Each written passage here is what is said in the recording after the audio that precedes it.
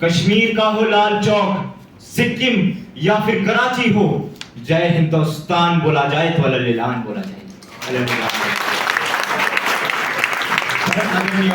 प्रतिष्ठा की साकार प्रतिमा, मर्यादा की पराकाष्ठा के तुल्य हमारे मुख्य अतिथि महोदय, नीर क्षीर विवेकी निर्णायक मंडल, सत्य के रक्षक, बेईमानी के भक्षक हमारे शिक्षकगण व यहाँ पर उपस्थित कर्मधार युवा शक्ति को मेरा प्रणाम। मैं हर्ष ठाकुर स्वभाव से हिमाचली पर संस्कार से भारतीय, विषय देशभक्ति व राष्ट्र निर्माण पर विचार अभिव्यक्ति हेतु उपस्थित हूं। महोदय, 15 अगस्त 2025 आजादी का एक और नया सूर्योदय, हम स्वतंत्रता दिवस मना रहे होंगे। तो वो रण बांकुरों की बदौलत जिन्होंने अपने लहू से इस मिट्टी को सींचा और हमें आजादी दिलाई। और यदि हम बात भारत की कर रहे हैं, तो मैंने कहीं पढ़ा था कि किसी भी देश की भविष्य की नींव या भविष्य के निर्माण की बात करने से पहले उस देश के गौरवमय इतिहास को जानना जरूरी है। तो मेरी मातृभूमि भारत, जो मानव सभ्यता के आरंभिक 3 सहस्त्राब्दियों तक विश्व की सबसे समृद्ध अर्थव्यवस्था बना रहा, भारत जिसकी सिंधु सभ्यता का शोर मेसोपोटामिया से लेकर मिस्र तक ने सुना, भारत जिसकी औद्योगिक कला व हस्तकला का डंका समूचे विश्व में बसता था, भारत जिसके पश्चिमी तट के औद्योगिक गलियारे समूचे विश्व की अर्थव्यवस्था की धुरी हुआ करते थे, वो भारत अजाब उठा है सिंधु सभ्यता की भव्यता के साथ, वो भारत अजाब उठा है विक्रमादित्य के विक्रम और चाणक्य के बुद्धि विवेक के साथ, वो भारत अजाब उठा है मेरे और आपके भीतर देशभक्ति और राष्ट्र निर्माण के साथ। महोदय, दोस्तों, जब भी हम देशभक्ति की बात करते हैं तो हमारे हृदय में एक अलग ही ज्वार उठने को मिलता है। हम ये तक कह देते हैं कि यदि जरूरत पड़ी तो हम सरहद पर जान दे भी सकते हैं और जान ले भी सकते हैं।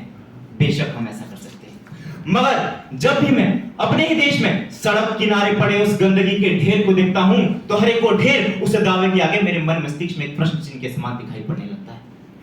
यूं तो हम सरहद पर पौरुष दिखलाना चाहते हैं, इस्लामाबाद की धरती पर भी तिरंगा लहराना चाहते हैं, मगर भरतवंशियों की हालत आज शर्म आती है बताने में। हम नाक सिकुड़ने लगते हैं एक कागज का टुकड़ा उठाने, एक कागज का टुकड़ा उठाने।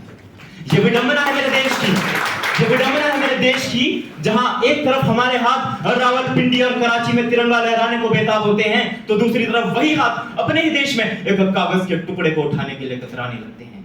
ये विडंबना है, ये विडंबना है मेरे देश की, जहां देवों की भूमि कहे जाने वाले हिमाचल में कोटखाई के वो जंगल गुड़िया की चीखों से दहल उठते हैं, तो कुछ लोग कहते हैं कि हम क्यों बोले, हम कौन हैं, इसलिए तो हम मौन हैं। ये विडंबना है। बात यदि पहलगाम की करूं, पुलवामा की करूं, पहलगाम की बात करूं या पुलवामा की बात करूं, तो किसमें इतनी ताकत थी जो सरहद पार से 250 किलो का गोला बारूद लेकर आए और भारतीय सेना की गाड़ी को उड़ा दे, बगैर इसके कि भारत का कोई गद्दार इसमें शामिल ना हुआ। जले पे नमक तो तब छिड़का जाता है साहब, जब यहां से किसी बड़े आदमी का बयान आता है कि हमने तो शहीद के परिवार को 10-10 लाख का मुआवजा देकर अपना फर्ज अदा कर लिया। चंद पंक्तियां कहना चाहूंगा ऐसे गद्दारों के लिए, जरा गौर फरमाइए वाली बात कि तुमने 10-10 लाख दिए हैं सैनिक की विधवाओं को, सोचा कीमत लौटा दी है वीर सपूता माओ को, तो लो मैं 20 लाख देता हूं तुम किस्मत के हेटों को, अगर है हिम्मत तो लड़ने भेजो तुम भी अपने बेटों को, तुम भी अपने।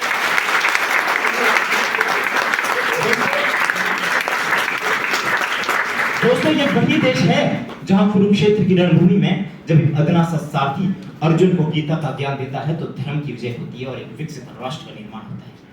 ये वही देश है जहां मगध का एक अदना सा ब्राह्मण जब राष्ट्र निर्माण का संकल्प लेता है तो सड़क पर पड़े 5 साल के बच्चे को उठाकर भारत का सम्राट चंद्रगुप्त मौर्य बनाता है। और ये वही देश है जहां हरियाणा का एक युवा जब देशभक्ति व राष्ट्र निर्माण के संकल्प के साथ अपनी बाजुओं में बल देता है तो भारत को गोल्ड मेडल दिलाने वाला नीरज चोपड़ा बनता है। दोस्तों, आज वर्तमान समय में मुझे मेरे देश का लोकतंत्र घायल पड़ा हुआ नजर आता है। मुझे मेरे देश का लोकतंत्र घायल पड़ा हुआ नजर आता है, जहां संपूर्ण विश्व को 6 माह तक खाना खिला देने की क्षमता रखने वाले मेरे भारत देश में जब प्रतिदिन 2 से 3 हजार बच्चे भूख से मरते हैं, मुझे घायल पड़ा हुआ नजर आता है मेरे देश का लोकतंत्र जब मेरे देश के भविष्य कहे जाने वाले युवा सड़कों पर रोजगार के लिए भीख मांगते हैं और किसी परीक्षा के रद्द होने पर लाठी खाते हैं और उन्हें गर्दन से पकड़कर सड़कों में घसीटा जाता है और भारत की संसद पर बहस होती है तो वो एक समोसे पर। तो मैं महसूस करता हूं मैं महसूस करता हूं कि घायल पड़ा है लोकतंत्र, न्याय को लकवा मार गया। कत्ल हुआ है स्वतंत्रता का और कातिल भी फरार हुआ। सदियों बाद टूटी बेड़ियां सबके सब आबाद हो गए। मुबारक हो मेरे हिंद के लोगों, हम आजाद हो गए, हम आजाद हो गए। मुझसे पूछा जाए एक विकसित राष्ट्र का निर्माण कैसे होगा, तो मेरा जवाब होगा कि जिस दिन हिंदुस्तान का प्रत्येक नागरिक हिंदू को हिंदू नहीं, मुसलमान को मुसलमान नहीं, सिख को सिख ना मानकर और ईसाई को ईसाई ना मानकर इंसान को इंसान मानेगा। जिस दिन हिंदुस्तान के प्रत्येक शिक्षण संस्थान का प्रत्येक शिक्षक निस्वार्थ भाव से शिक्षा प्रदान करेगा, वो ऊंच नीच को दरकिनार कर हुनर पर ध्यान देगा। जिस दिन हिंदुस्तान का प्रत्येक नागरिक अनुच्छेद 51A के तहत अपने कर्तव्य का पालन करेगा, वो अनुच्छेद 19 का सकारात्मक प्रयोग करेगा। और जिस दिन हिंदुस्तान का प्रत्येक नागरिक 250 रुपए का टिकट खरीदकर किसी डर्टी पिक्चर देखने नहीं बल्कि 70 रुपए का झाड़ू खरीदकर देश की सफाई में योगदान देगा, तो 19वीं सदी यदि ब्रिटेन की थी, 20वीं अमेरिका की, तो मैं दावे के साथ कह सकता हूं 21वीं सदी मेरे अखंड राष्ट्र हिंदुस्तान की होगी।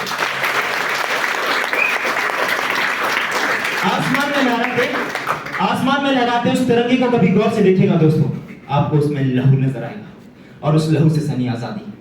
डॉक्टर एपीजे अब्दुल कलाम कहा करते थे कि किसी भी देश की तरक्की और तबाही दोनों युवाओं के हाथ में है। युवा चाहे तो किसी भी देश को विकसित कर सकता है और किसी भी देश को तबाह कर सकता है। तो आओ आज मिलकर एक जंग का ऐलान करते हैं, जंग गंदगी के खिलाफ। वो जंग जो हमारे मन मस्तिष्क में है, वो जंग जो हमें हिंदू मुसलमान के नाम पे लड़वाती है, और वो जंग जो भ्रष्टाचार के नाम पे हमें अशिक्षित करती है और असमृद्ध बनाती है।